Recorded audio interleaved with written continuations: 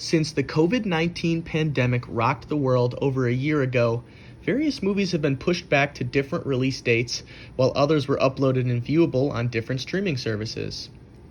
Disney Plus released some new blockbuster movies such as Mulan and Soul onto their platforms, with Soul being free to subscribers of their service, while Mulan had a $30 fee to watch.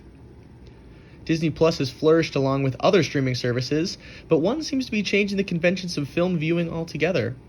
HBO Max exploded onto the scene last May, hosting a plethora of different HBO television titles, as well as exclusive streaming rights to some movies and TV shows.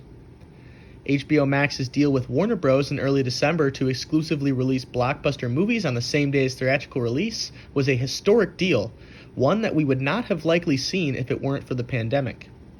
While this is a generous deal for subscribers of the HBO Max service, who get to watch these brand new movies for free with a subscription, how does this affect movie theaters? With the first film of the deal kicking off last month, Godzilla vs. Kong, theaters have been receiving more and more business, as audiences still crave that cinematic experience that can only come along with going to a cinema. On April 23rd, Mortal Kombat released in theaters and on HBO Max. While it seems like the better deal is to stay home and stream the film, Marcus Theater assistant manager Misty Iannone says there are still plenty of fans who came to watch it. We're certainly getting a lot of people that are ready to come back to the theater. I feel bad telling kids they can't see Mortal Kombat, even if they play the video games or whatever, but it's rated R. Mortal Kombat is a video game series with over 15 games in the franchise. The original game released in August of 1992, where it was a hot topic regarding its censoring in various countries and on different video game platforms due to its violent content. 3 years later, in 1995, Mortal Kombat was released in theaters and was met with mixed reactions, followed by a sequel in 1997, Mortal Kombat Annihilation.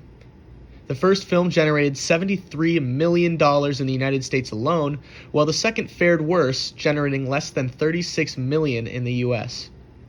According to Entertainment Weekly, the 2021 reboot grossed about $22.5 million in the US box office on its opening weekend. However, there was another movie that was on fans' minds this past weekend. Demon Slayer. Demon Slayer. Demon Slayer. And I'm here to see Demon Slayer. Demon Slayer is a Japanese anime series that has gained a massive popularity since the show's debut in April of 2019. The series' first movie premiered on the 23rd, the same day as Mortal Kombat, keeping up with it in terms of sales at the box office. According to Entertainment Weekly, the film grossed $19.5 million on its opening weekend. While it's hard to tell just how much money Mortal Kombat made off of viewings on HBO Max, it's exciting to see how audiences are ready to move back into the movie theater. For Com 180, I'm Jake Pearson.